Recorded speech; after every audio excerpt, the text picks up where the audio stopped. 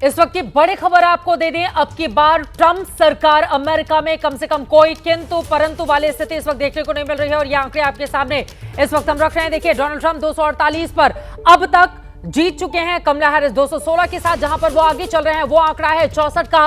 और अगर इसको मिला लें तो हो जाता है 312, जो अपने आप में बहुत बड़ा आंकड़ा है। और इसके आसपास भी पहुंचती हुई कमला हैरिस आपको दिखाई नहीं दे रही है 226 के साथ, क्योंकि आगे चलने वाली जितनी भी सीटें हैं उनमें से सिर्फ 10 पर बढ़त कमला हैरिस को दिखाई दे रहा है, जबकि 64 पर ट्रंप आगे चल रहे हैं। इंतजार किया जा रहा है कि कितनी देर में डोनाल्ड ट्रंप आएंगे, अपने समर्थकों को, लोगों को वो संबोधित करेंगे। आधी रात का वक्त है इस वक्त अमेरिका में, लेकिन सड़कों पर जो ट्रंप के समर्थक है लगातार जश्न से वो सराबोर हैं। और यहां पर दीपक जी, जल्दी से एक टिप्पणी मैं आपकी चाहूंगी। अब वो जो आंकड़े हमने दिखाए हैं, देखिए अभी तक 248 216 का, लेकिन 312 जहां जहां आगे वो चल रहे हैं, उसके साथ अब की बार ट्रंप सरकार, अब कोई बड़ा उलटफेर नहीं होने जा रहा है अमेरिका में। सवाल नहीं पैदा होता। कुछ लोग हैं जो नाखुश हैं, जैसे एम्बेसडर मंजू सेठ कह रही थी, इंडिकेशन तो बड़े क्लियर हैं।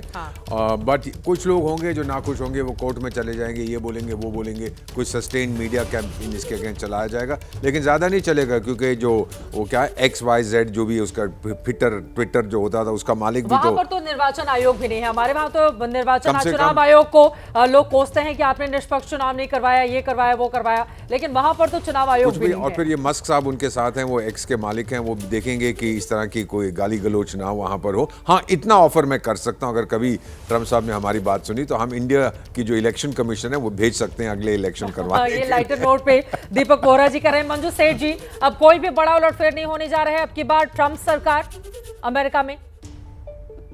ऑल इंडिकेशंस आते हैं और अनलाइकली कि अब कोई इसमें मेजर चेंज आएगा, अनलेस कोई बहुत बड़ा कोई लीगल चैलेंज कोई लॉन्च करे या कहीं उसके ऊपर, बट वो उम्मीद बहुत कम है।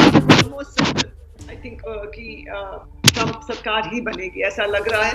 हाँ, बट जैसे आपने भी कहा कि तो थोड़े घंटों की और इंतजार है, बिल्कुल क्लियर हो जाएगा और फाइनल हो जाएगा।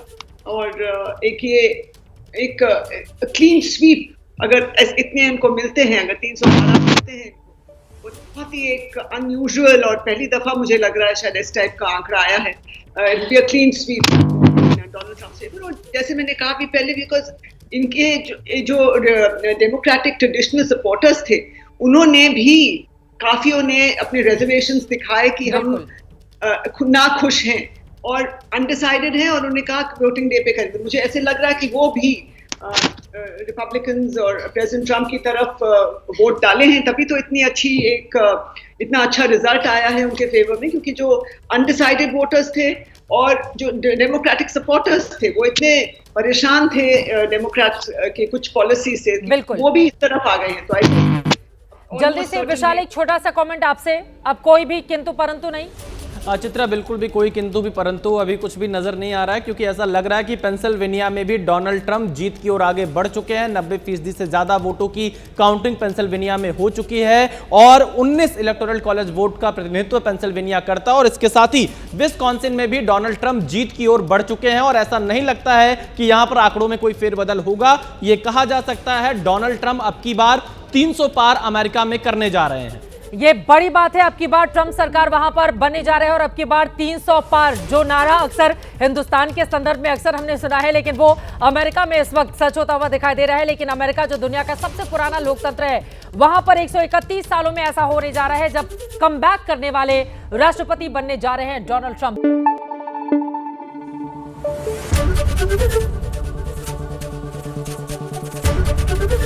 एबीपी न्यूज आपको रखे आगे।